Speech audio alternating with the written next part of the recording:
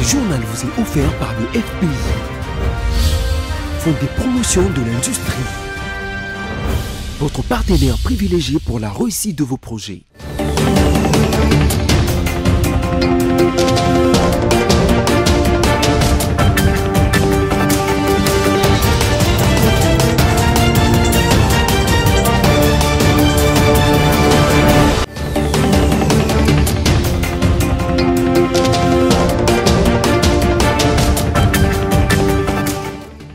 Bonsoir à tous et bienvenue à cette grande édition du journal sur votre chaîne BSC Télévision. Place au sommaire. L'opposant Jean-Marc Kabound sera candidat à la prochaine présidentielle. C'est lui-même qui l'a annoncé sur la Radio France Internationale RFI à l'occasion de sa première interview radio depuis sa sortie de prison. Pour mettre fin à l'agression rwandaise à l'est de la République démocratique du Congo, Joseph Kabila est appelé à se rallier au camp patriotique représenté par Félix Tshisekedi, et c'est Germain Kambinga qui l'a dit aujourd'hui à la presse. Des avions de chasse de l'armée de l'air sud-coréenne ont accidentellement largué 8 bombes sur un village lors d'un exercice d'entraînement conjoint avec les forces américaines, faisant 15 blessés dont des civils. Mais tout d'abord, cette actualité. Fraîchement sorti de prison, l'opposant Jean-Marc Kabound, président de l'Alliance pour les changements, a officiellement déclaré sa candidature à l'élection présidentielle de 2028. Et c'est lors d'une interview accordée ce jeudi 6 mars 2025 à la Radio France Internationale que l'ancien président intérimaire de l'IDPS a fait cette annonce, affirmant être prêt à briguer la magistrature suprême. On l'écoute dans cet extrait choisi par la rédaction de BC Télévision.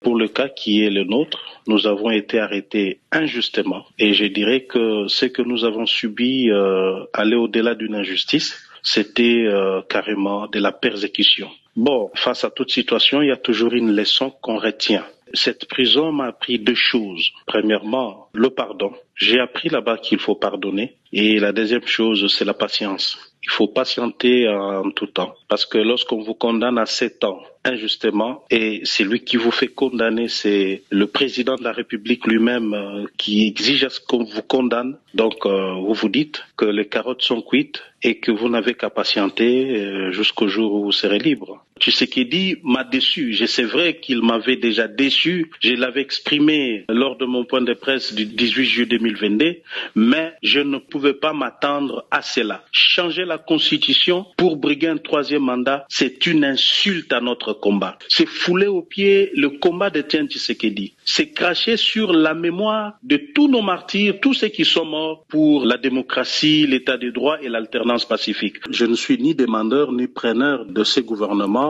Le problème n'est pas seulement celui des arrestations. J'aimerais bien que ces généraux katangais recouvrent leur liberté et tant d'autres prisonniers politiques que je venais de citer ici. Mais ça, c'est une manche du problème. Un autre problème restera celui de la vision. Parce que si aujourd'hui il est question que nous puissions être ensemble, cela ne doit pas être du fait de la volonté d'un individu qui veut sauver sa peau, qui veut sauver son pouvoir. Et en fin de compte, nous tous ici, nous allons accompagner quelqu'un, un individu qui est Tshisekedi. Non, cela ne pourra pas se passer ainsi. Donc la gouvernance doit être basée sur un programme, sur une vision claire. Et je ne vois pas Tshisekedi aujourd'hui garantir cela. Voilà ce qui est dit. Et après la libération des Kabound, Mukebai et Kikuni, les sursauts nationaux dénoncent le maintien en détention injustifiée des Jakindala, où je propose de suivre leur déclaration faite le mercredi 5 mars 2025. Le sursaut national a tenu à rendre visite aux honorables Jean-Marc Kabound à Kabound et Mike Mukebai, récemment libérés après une détention arbitraire orchestrée par un régime dont la seule obsession est de réduire l'opposition au silence.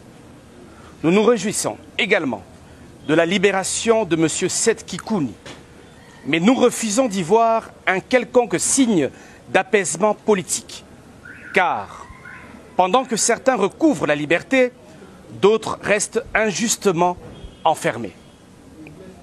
Ainsi, nous, membres du sursaut national, dénonçons ce qui suit.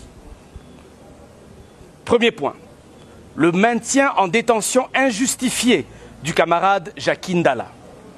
Le cas de Jakindala est l'illustration parfaite de la brutalité du régime contre toute voix dissidente. Victime de tortures et de sévices en détention, il a eu le courage de dénoncer les atrocités lui infligées dans les cellules de l'Agence nationale de renseignement, ANER en sigle, en 2022. Au lieu de faire la lumière sur ces actes barbares, la justice, aux ordres du pouvoir, s'est acharnée contre lui, le condamnant injustement pour propagation de faux bruits. Pire encore, Madame Denise Mukendi, qui a publiquement avoué avoir commandité son agression, est aujourd'hui libre. Cette situation démontre l'injustice criante qui règne dans notre pays. Une justice complice des criminels et implacable envers ceux qui dénoncent les abus du régime. Nous exigeons la libération immédiate et inconditionnelle de Jackie Ndala. Chaque jour supplémentaire passé en prison est une insulte aux principes de justice et aux droits fondamentaux. Je vous l'annoncer au sommaire de ce journal que suite à la guerre qui sévit dans la partie est de la République démocratique du Congo, l'acteur politique Germain Kambinga a, ce jeudi 6 mars 2025, devant la presse, invité l'ancien président Joseph Kabila à rejoindre les camps de la patrie incarné par l'actuel président Félix-Antoine Tshisekedi Tshilombo dans le but justement de mettre fin à l'aventure rwandaise. On l'écoute. Il n'est pas encore trop tard, Monsieur le Président. Vous pouvez encore rejoindre le camp auquel vous êtes destiné. Le camp de Mzé Kabila, le camp d'Aboulaye, Yerodia, Dombassi et de tous les nationalistes qui ont forgé votre filiation idéologique. Le camp donc de la patrie. Et il n'y a pas de nuance en cette matière. La patrie, c'est là où se trouve l'État, reconnu internationalement dans ses frontières. La patrie, c'est le camp de la légalité, incarné par votre successeur, le commandant suprême des forces armées de la République démocratique du Congo et de la police nationale, Félix-Antoine Tshisekedi. La patrie, c'est le camp du drapeau. C'est le camp du drapeau, la patrie. La patrie, c'est où se trouve le peuple congolais. Ceux qui sont morts par milliers à Goma, ceux qui meurent chaque jour depuis 30 ans sous l'oppression inqualifiable du Rwanda. La patrie, c'est ce peuple que vous avez dirigé 18 ans durant.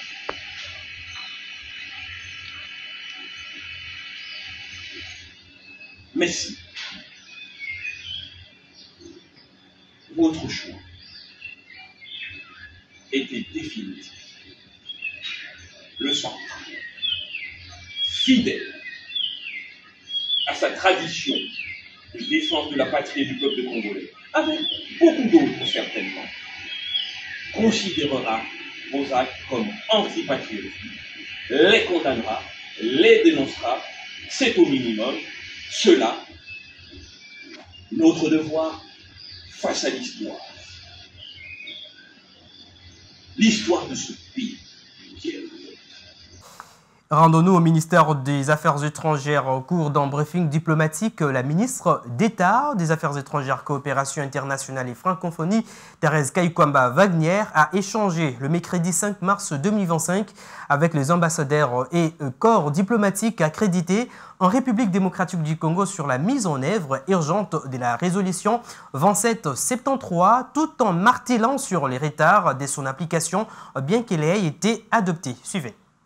Lors de ces échanges avec les corps diplomatiques et ambassadeurs accrédités en République démocratique du Congo, Thérèse Kaikwamba Wagner a affirmé que pour mettre fin à toutes les atrocités, le processus des Nairobi reste la seule voie à suivre pour affaiblir la rébellion du M23 AFC. Nous avons quand même réitéré le fait que le processus de Nairobi restait une option et la seule issue pour le M23. Et encore une fois, je réitère aussi le fait que le président honoraire Kenyatta, facilitateur du processus de Nairobi, a la pleine confiance du président Tshisekedi, qui lui a donné justement carte blanche de faire usage de son rôle en tant que facilitateur pour engager les différents groupes armés en fonction aussi de son évaluation. En dehors du processus de Nairobi, à travers le processus de Luanda, des avancées significatives étaient déjà enregistrées, mais malheureusement en arrêt à ces jours, en dépit des contacts maintenus entre l'Angola et la République démocratique du Congo. Mais nous saluons l'engagement continu de l'Angola pour justement ne pas mettre en péril les acquis du processus de Luanda et pour œuvrer pour leur consolidation. Et donc, nous saluons aussi l'engagement politique continu du président Lorenzo. Je pense que c'est une question vraiment de quelques jours où nous allons voir tout cela prendre une forme beaucoup plus claire et nous allons aussi sortir un peu des spéculations. Je vous demande juste d'être patient. Et je ne vais pas répondre en toute précision et en tout détail minutieux, même si je comprends tout à fait votre curiosité. Ce sont des efforts en cours parce qu'encore une fois, pour la République démocratique du Congo, c'est une priorité que ce processus reprenne. Pour rappel, c'est en février 2025 que la résolution 2773 a été adoptée et avait fermement condamné le rôle du Rwanda et exigé le retrait immédiat des forces rwandaises du M23 du territoire congolais. Cette résolution clarifie la nature de la situation dans l'est de la RDC et reste un outil important pour la RDC dans ses efforts diplomatiques qui visent à mettre fin à la crise. Judith Suminwa-Tuluka séjourna au Congo central où elle a entamé depuis hier, mercredi 5 mars, sa tournée des sensibilisations de jeunes à s'enrôler dans l'armée dans le cadre de la campagne dénommée Congolais Telema. Après avoir appelé le Matadien à l'unité nationale et à la défense de l'intégrité territoriale face à l'agression rwandaise, ce jeudi, la première ministre s'est rendue au centre d'entraînement des Tombangadio pour rencontrer le jeune déjà recru. Ginette Fika pour plus de détails.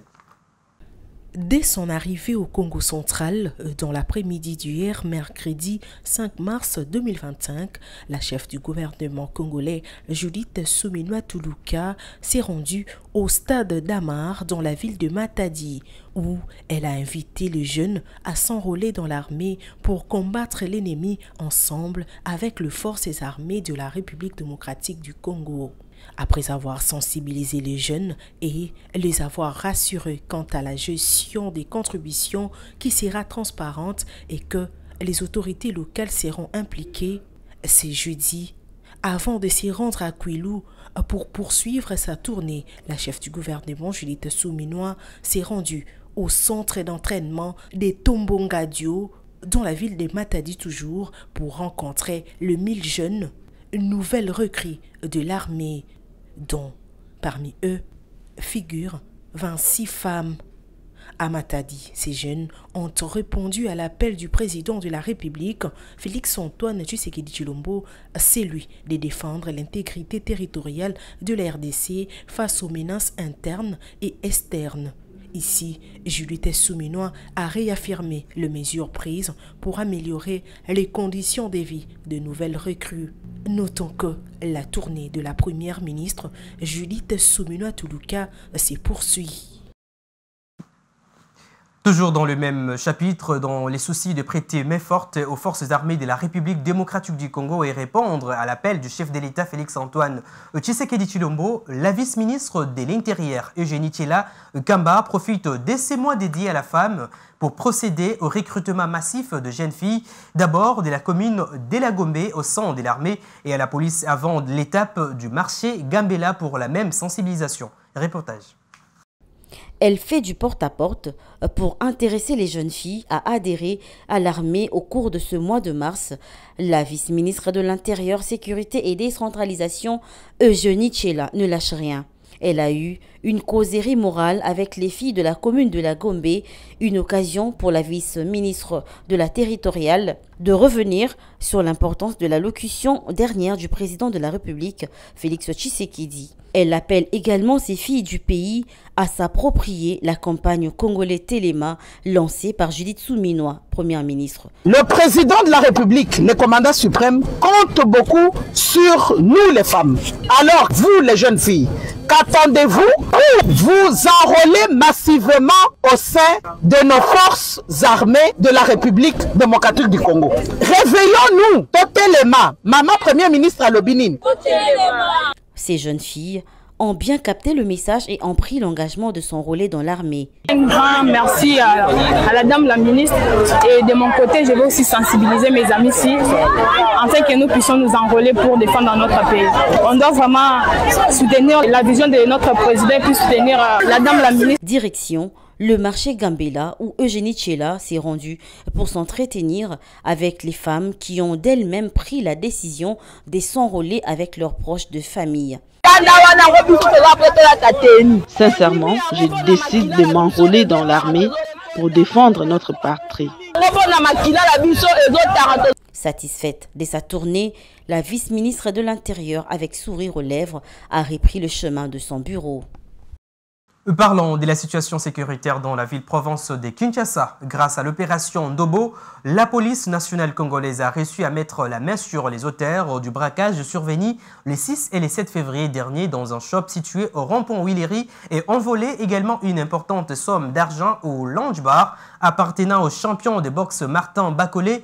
Et ces 7 malfaiteurs ont été condamnés à mort au cours d'une audience foraine et que le tribunal des garnisons de Kinshasa-Gombe a prononcé son verdict tard dans la nuit du mercredi 5 mars. Suivez. L'opération Ndobo, menée sous l'initiative et l'impulsion du vice-premier ministre, ministre de l'Intérieur, Sécurité, Décentralisation et Affaires coutumières, Chabani Luko, a encore porté ses fruits. Grâce à cette opération, la police nationale congolaise a réussi à mettre la main sur les auteurs du braquage survenu le 6 et le 17 février dernier dans un shop situé au rond-point Willery à Kinshasa d'une part et d'autre part, toujours dans ce même coin de la capitale, ces malfrats ne s'étaient pas arrêtés à un seul forfait. Ils avaient également volé à main armée une importante somme d'argent au lounge bar appartenant au champion de boxe Martin Bakolé. Après l'instruction en procédure de flagrance au cours d'une audience foraine, le tribunal militaire des garnisons de Kinshasa-Gombe a prononcé son verdict dans la nuit du mercredi 5 mars 2025. Sur ces 8 malfrats, 7 sont condamnés à mort pour association des malfaiteurs ainsi que l'utilisation illégale d'armes à feu et dissipation des munitions et doivent réparer les préjudices causés.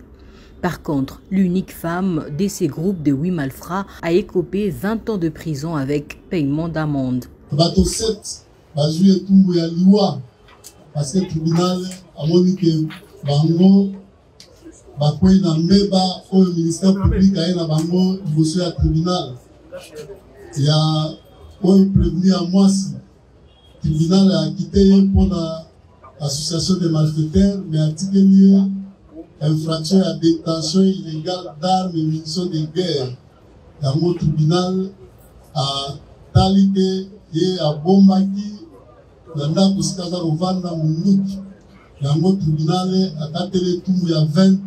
L'enquête menée par les forces de l'ordre a permis de retracer leurs mouvements et de les interpeller pour mettre fin à leur série d'actes criminels. Bien avant le rendement du jugement par le tribunal, le vice-premier ministre, ministre en charge de la sécurité intérieure et de la territoriale, accompagné du ministre d'État en charge de la justice et du gouverneur de la ville de Kinshasa, ont participé au déroulement de ce procès instruit en flagrance pour dissuader tout criminel et bandit armé et aussi bien illustrer la fermeté et la détermination du patron de la sécurité congolaise dans la lutte contre l'insécurité et la criminalité urbaine. Cette action s'inscrit dans une volonté affichée du gouvernement d'éradiquer les gangs armés qui terrorisent la population et de renforcer l'autorité de l'État en République démocratique du Congo. Les Congolais, témoins du professionnalisme des services de sécurité en action, ont été vigilants très tard dans la nuit jusqu'au prononcé du verdict rendu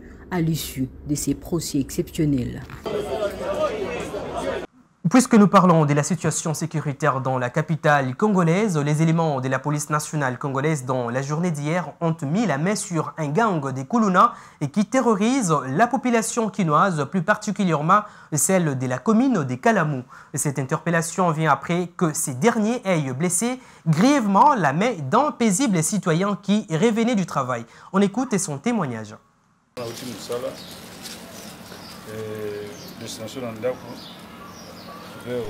Je revenais du travail, je rentrais chez moi à la maison, c'était vers 18h passé les 44 minutes.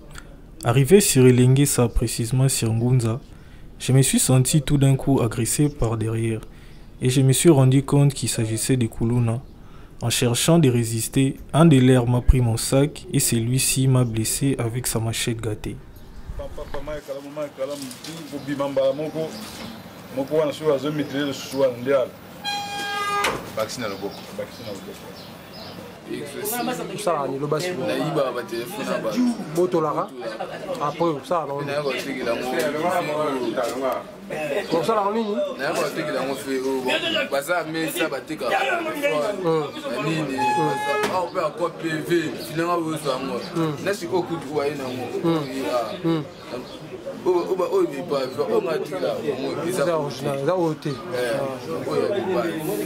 L'armée de l'air sud-coréenne a affirmé qu'un de ses avions de chasse avait largué par erreur 8 bombes qui ont explosé au mauvais endroit lors d'un exercice blessant des civils.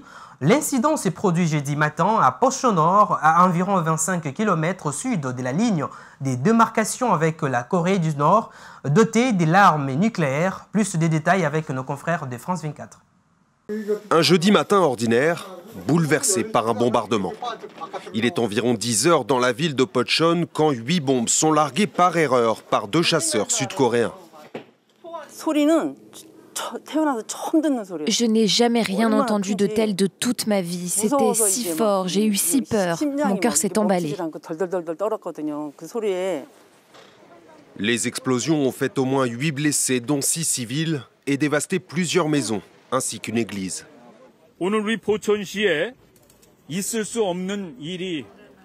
Aujourd'hui, l'impensable s'est produit dans notre ville de Pochon. Au cours d'un exercice militaire conjoint entre la Corée du Sud et les États-Unis au terrain d'entraînement de Sungjin, un bombardement a touché des résidences civiles, causant des blessures sérieuses et légères à des citoyens innocents, ainsi que des dégâts matériels.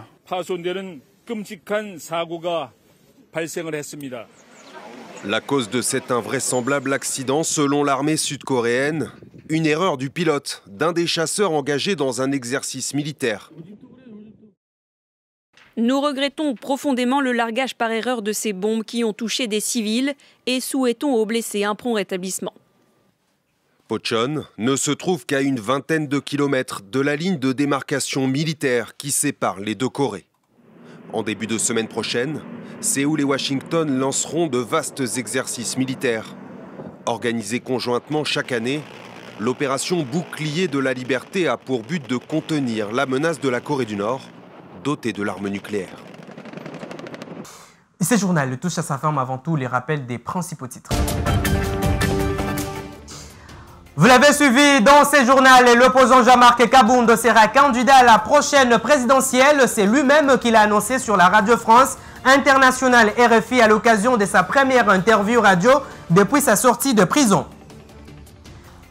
Pour mettre fin à l'agression rwandaise à l'est de la République démocratique du Congo, Joseph Kabila Kabange est appelé à se rallier au camp patriotique représenté par Félix Tshisekedi. C'est Germain Kambinga qui l'a dit aujourd'hui à la presse.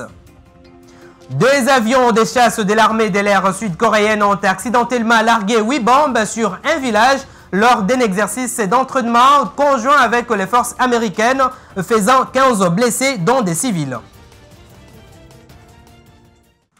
Ce journal est complètement terminé. Merci de nous avoir suivis. Bonne suite des programmes sur votre chaîne. Au revoir.